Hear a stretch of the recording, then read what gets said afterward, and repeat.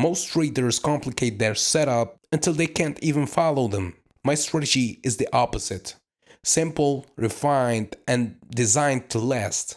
I don't use more than 4 indicators. I use MACD, RSI, Bollinger Bands, and Parabolic SAR. Sometimes I even use smart money concepts. But the most important thing about my strategy is the discipline.